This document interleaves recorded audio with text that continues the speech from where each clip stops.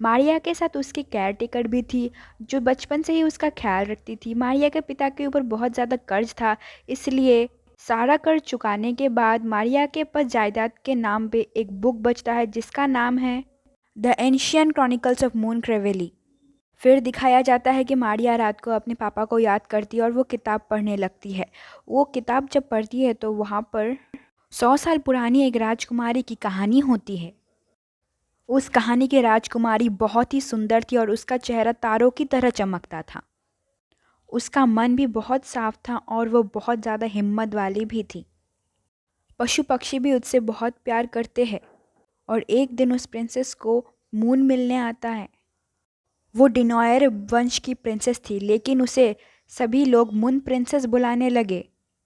और फिर दिखाया जाता है कि प्रिंसेस की शादी होने लगती है और प्रिंसेस की पापा प्रिंस को एक ब्लैक लायन गिफ्ट करते हैं और प्रिंस भी उन्हें एक वाइट यूनिकॉर्न गिफ्ट करता है। यूनिकॉर्न को देखकर वो बहुत खुश होती है। फिर वो चांद के दिए हुए मोतियों की माला निकालती है और बोलती है कि उन मोतियों की माला से वो किसके मन में क्या चल रहा है पता लगा सकती है, और अगर इन मोतियों को पकड़ के हम कुछ अच्छा या बुरा सोचे वो सच हो जाएगा। और फिर दिखाया जाता है कि मारिया वो कहानी आधा अधूरा छोड़ के रख देती है और दिखाया जाता है कि मारिया अपने पापा के घर छोड़कर उसकी केयरटेकर के साथ अपने अंकल के घर जा रही होती है। उनके अंकल मूनक्रे नाम की वैली में रहते हैं। फिर उनका सफ़र शुरू होता है। रास्ते में उनको डाकू मिलते हैं जो कि मारिया को किडनैप करने की कोशिश करते हैं, लेकिन वो लोग किसी तरह से बचकर एक सेफ जगह में पहुंच जाते हैं। थोड़ी देर बाद वो लोग मूनक्रे पहुंच जाते हैं और वहाँ पे उनको बड़ा सा पैलेस दिखता है जो कि बेंजामिन का ही था। फिर वो लोग जब नीचे उतरते हैं तो बेंजामिन उनका स्वागत करते हैं। केयरटेकर उसे रास्ते में हुए घटना के बारे में बताती है, लेकिन वो ध्यान नहीं देता और उन्हें अंदर आने को कहता है। बेंजामिन के पास बहुत ही खतरनाक कुत्ता था और बेंजामिन कहता है कि यह कुत्ता बहुत ताकतवर है और एक ही मिनट में एक इंसान को ख़त्म कर सकता है। ऐसे कुत्ते का इंट्रोडक्शन देने के बाद बेंजामिन केयरटेकर को उसका कमरा दिखाता है। मारिया को अपने अंकल से मिलकर ज़्यादा खुशी नहीं हुई थी, लेकिन जब अंकल उन्हें उसका कमरा दिखाते हैं तो वो बहुत खुश हो जाती है। उसका कमरा बहुत ही शानदार और खूबसूरत होता है। ये सब देखकर मारिया बहुत खुश हो जाती है। उसे अपना कमरा बहुत ही ज़्यादा पसंद आता है। अगले दिन मारिया वही अपने पिता की किताब लेकर बाहर आती है और बेंजामिन उससे वो किताब छीन लेता है और अपने लाइब्रेरी में रख देता है। ये देखकर मारिया को बहुत ज़्यादा गुस्सा आता है और वो अपनी किताब उनसे वापस मांगती है। फिर वहाँ पर सब कोई खाना खा रहे होते हैं और फिर मारिया आके उन बेंजामिन अंकल से कहते हैं कि आपने मेरी पापा की किताब छीन कर बिल्कुल अच्छा नहीं किया, मुझे ये बिहेवियर बिल्कुल भी पसंद नहीं आया। लेकिन बेंजामिन उसे डांट के चुप करा देते हैं। केयरटेकर उन लोगों की भी सुलह करने आने की कोशिश करती है, लेकिन वो नाकाम रहती है। फिर बेंजामिन मारिया से कहते तुम्हारे पापा एक नंबर के डरपोक थे, दुनिया भर से कर्ज लेके चले गए और तुम्हें भी कर्ज में डुबो कर रख दिया है। फिर ये बात सुनकर मारिया को बहुत गुस्सा आता है। वो बोलती है कि आपको मेरे पापा के बारे में ये सब कहने का कोई हक नहीं है। फिर थोड़ी देर बाद सब कुछ नॉर्मल हो जाता है और बेंजामिन केयरटेकर और मारिया को अपना घर दिखाता है और वो मारिया को कहते हैं कि वो जिसने उस पर हमला किया था वो डिनॉयर वंश के थे। वो हमारे दुश्मन है और तुम्हें कभी भी अटैक कर सकते हैं, इसलिए कभी भी अकेले जंगल की तरफ मत जाना। फिर बेंजामिन मारिया को घोड़े पर उठाकर मार्केट घुमाने ले जाता है। ये सब मारिया के लिए पहली बार बहुत नया नया था, लेकिन थोड़ी देर बाद ये सब उसके लिए बहुत आम हो गया था। बेंजामिन ने उसे अकेले घूमने की परमिशन दे दी थी और फिर वो बहुत जगह घूमने लगी। वो जंगल की तरफ गई तो उसे दर्द भरी आवाज़ सुनाई दी। तो जब वो अंदर जाके देखती है कि एक खरगोश पिंजरे में फंसा हुआ था, वो उसे अपने हाथों में उठा लेती है और तभी वहाँ पर डिनॉयर वंश के आदमी आ जाते हैं और उस पर अटैक करने लगते हैं। लेकिन तभी वहाँ पर बेंजामिन का रॉबिन पर झपटता है और उस कुत्ते को देखकर सभी वहाँ से भाग जाते हैं। ये बात रॉबिन अपने पिता से कहते हैं और अपने पिता को भी जंगल में ले आता है, लेकिन तब तक मारिया चली जाती है। फिर मारिया खरगोश को अपने कमरे में ले आती है। फिर वो खिड़की से देखती है कि बाहर एक वाइट यूनिकॉर्न है। इन सब के बारे में सोचते हुए जब वो सोने की कोशिश करती है तो उसे दिखता है कि सीलिंग में ड्रॉ किए हुए सारे तारे हिलने लगते हैं। ये सब उसे काफ़ी अजीब लगता है। फिर अगली सुबह जब ये सारी बातें मारिया बेंजामिन को बताती है तो वो उसे इग्नोर कर देता है। फिर बेंजामिन का कुत्ता उसे किचन ले जाता है और फिर मिरर में देखता है कि वो कोई कुत्ता नहीं, एक ब्लैक लायन था। फिर मारिया किचन में शेफ से मिलने आ जाती है और अपने साथ हुए सारे घटनाओं के बारे में उसे बताती है। और फिर शेफ कहता है कि तुम जाके वो बुक पूरी पढ़ो, तभी तुम्हें आगे की बातें पता चलेगी। फिर वो बुक ढूंढने बेंजामिन का लाइब्रेरी में चली जाती है और फिर वो एक कोने में जाकर बैठ के पढ़ने लगती है। आगे की कहानी में मून प्रिंसेस की शादी का दृश्य दिखाया जाता है और फिर मून प्रिंसेस के पापा और उसके मंगेतर मोतियों को माला को देखकर लड़ने लगते हैं। ये देखकर मून प्रिंसेस बहुत ही दुखी होती है। फिर वो उनको श्राप देती है कि 5000 साल के बाद तुम दोनों के वंशजों को एक पवित्र आत्मा ढूंढना होगा जिससे वो ये एक पवित्र आत्मा ढूंढना होगा जिनसे ये मोतियों की माला लेकर अगर वो लोग मून को लौटा दे तभी मून क्रे वैली बच पाएगा, नहीं तो सब अंधेरे में डूब जाएगा। इसी के साथ कहानी खत्म हो जाता है।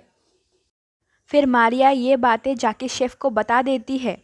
शेफ उसे बताते हैं कि तुम्हारे साथ ये सब अजीब घटना हो रही है, मतलब तुम ही अगली मून प्रिंसेस हो सकती हो। तुम्हें ही वो नेकलेस ढूंढकर मून को वापस लौटाना होगा। अगर ऐसा हुआ तो तभी इन दोनों वंशजों की लड़ाई रुक सकती है और मून क्रे को उन प्रिंसेस के श्राप से बचा सकती हो।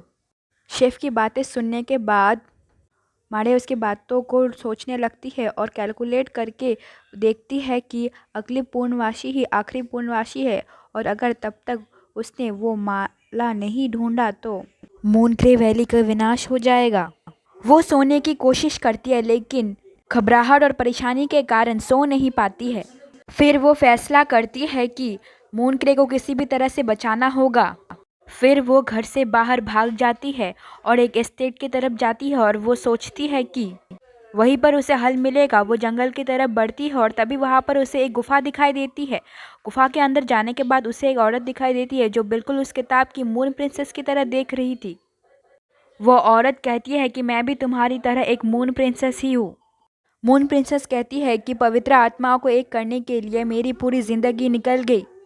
फिर मारिया उससे कहती है कि मेरे अंकल बेंजामिन ज़रूर इस मामले में हमारी मदद करेंगे, लेकिन बेंजामिन के नाम सुनते ही मून प्रिंसेस को गुस्सा आ जाता है और वो कहती है कि उसका नाम भी मेरे सामने मत लो। और फिर मून प्रिंसेस कहती है कि डिनॉयर की फैमिली ने मोतियों की माला की बॉक्स को चुराया था और उसकी फैमिली ने वो चाबी चुराई थी। फिर मारिया अपने बुकमार्क में लगे हुए चाबी को निकालती है और वही वो चाबी होती है। फिर मारिया मून प्रिंसेस से मदद मांगती है और दोनों एक साथ आगे बढ़ते हैं। फिर उन्हें डिनॉयर फैमिली का किला दिखाई देता है। मून प्रिंसेस कहते हैं कि इससे आगे मत बढ़ो और फिर वहां से भाग जाती है, लेकिन मारिया का फैसला अटल था इसलिए वो वहां पर चली जाती है। और फिर डिनॉयर फैमिली के सिपाही उसे पकड़ के सरदार के पास ले जाते हैं। वो सरदार उस पर काफ़ी गुस्सा करते हैं लेकिन मारिया उसे वो चाबी दे देती है। उसका ये स्वभाव देख के वो बहुत हैरान हो जाता है और फिर वो बक्सा खोलता है लेकिन बक्से में कुछ नहीं होता है। सरदार सोचता है कि डिनॉयर फैमिली के लोगों ने इस खाली बक्से के लिए लड़ मरे और ये सोचकर उसे और भी ज़्यादा गुस्सा आता है और मारिया को कारागार में बंद कर देते हैं। बेंजामिन मारिया को हर जगह ढूंढता है लेकिन वो उसे नहीं मिलता। उसे विश्वास हो जाता है कि ज़रूर दुश्मनों ने उसे पकड़ लिया होगा। मारिया वहाँ से भाग निकलने में सफल होती है लेकिन तभी वहाँ पर रॉबिन सरदार का बेटा उसे देख लेता है और उसका पीछा करने लगता है। वहाँ बेंजामिन का काला कुत्ता उसे देख लेता है और मारिया को सुरक्षित घर पहुंचा देता है। बेंजामिन मारिया को देखकर बहुत गुस्सा हो जाता है और उससे कहता है तुम इस पैलेस से एक कदम भी बाहर नहीं रखोगी। अगर तुमने बाहर निकलने की कोशिश की तो तुम्हारे हाथ पैर मैं तोड़ दूंगा। ये सुनकर मारिया बहुत घबरा जाती है और अपने कमरे में चली जाती है। कुछ ही देर बाद बेंजामिन को अपनी गलती का एहसास होता है और वो दिल से मारिया से माफ़ी मांगता है। मून प्रिंसेस मारिया के कमरे में होती है। मारिया उसे देखकर बहुत गुस्सा होती है और वो बोलती है कि तुम मुझे वहां छोड़ के क्यों चली गई, पर वो कुछ नहीं कहती और मारिया को मून प्रिंसेस की ड्रेस पहना लेती है। किसी तरह से वो उसे मना लेती है।